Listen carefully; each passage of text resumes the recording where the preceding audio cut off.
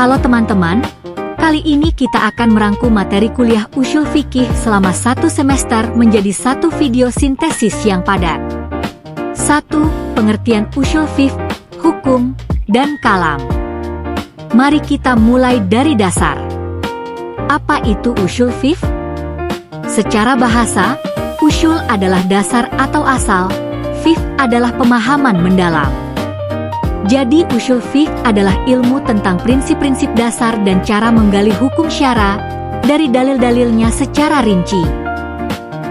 Ini adalah alat agar kita bisa menarik hukum dengan benar, bukan asal menurut. Lalu hukum syara adalah firman Allah yang berkaitan dengan perbuatan mukallaf, baik berupa tuntutan, wajib haram, pilihan, mubah, atau penetapan kondisi, sebab syarat penghalang. Sedangkan kalam Allah adalah firman-Nya yang bukan makhluk, tidak sama dengan ucapan makhluk, menjadi sumber utama seluruh ketetapan agama. 2. Amar dan nahi, dalalah hukum, kaidahnya. Amar adalah tuntutan melakukan sesuatu dengan tegas, contohnya, dirikanlah sholat. Nahi adalah tuntutan meninggalkan sesuatu, contohnya, janganlah mendekati zina.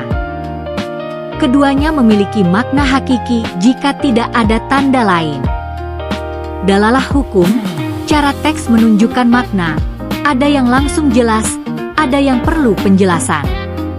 Kaidah, amar menuntut kewajiban, nahi menunjukkan keharaman, kecuali ada dalil yang mengubah maknanya, misal amar untuk anjuran. 3. Umum dan khusus, tahsis.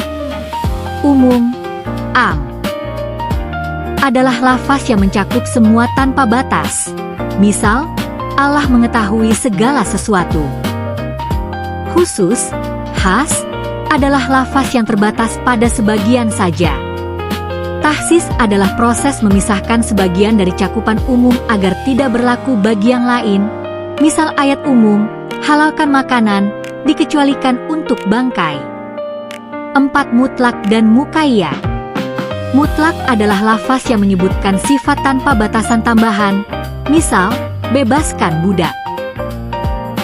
Muqayyad adalah yang dibatasi syarat tertentu, misal, bebaskan budak yang beriman.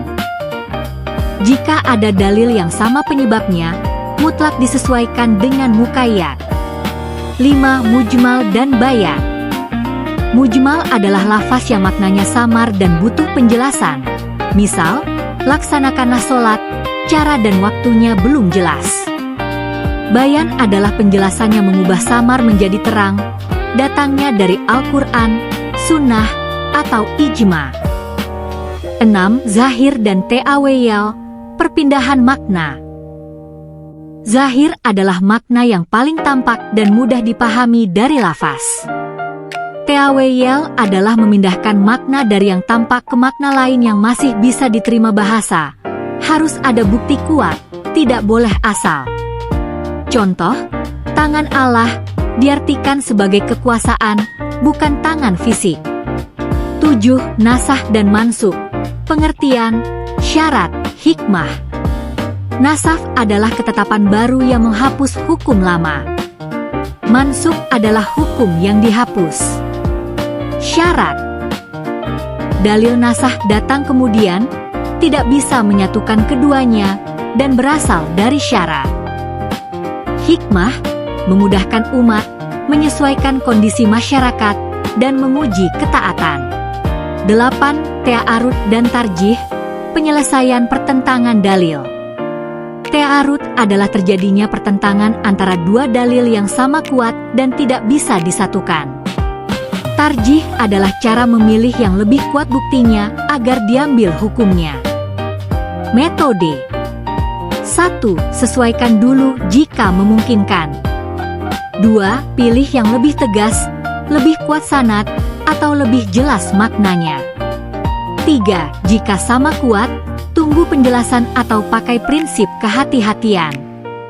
9. Ijma, pengertian, kehujahan, jenis.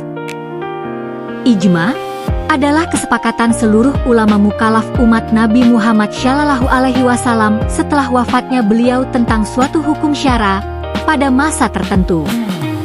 Kehujahan merupakan dalil ketiga setelah Al-Quran dan Sunnah, tidak bisa dibantah. Jenis ijma, kauli, semua menyatakan pendapat sama. Ijma, sukuti, sebagian berpendapat, diamnya yang lain dianggap setuju. 10 af'al Nabi, khobar, mutawatir, ahad, kehujahan hadits. Af'al Nabi, segala perbuatan Rasulullah. Bisa jadi dalil hukum, kecuali hal yang khusus untuk beliau. Khobar, berita yang disampaikan, dibagi dua. Mutawatir, diriwayatkan banyak orang yang mustahil bersekongkol bohong, pasti benar dan wajib diamalkan. Ahad, diriwayatkan sedikit perawi, diambil jika sanadnya syahih hasan. Kehujahan, hadits syahih adalah dalil yang mengikat. 11 kias, pengertian, rukun, kehujahan. Kias menyamakan hukum perkara baru dengan perkara lama karena ada kesamaan sebab hukumnya. 4 rukun. 1 asal, perkara yang sudah ada hukumnya. 2 faru, perkara baru yang belum ada hukumnya. 3 ilat, sebab yang sama pada keduanya. 4 hukum, ketetapan pada asal yang dipindahkan ke faru. Kehujahan disepakati sebagai dalil keempat bagi mayoritas ulama. 12 larangan, kebolehan, urutan dalil.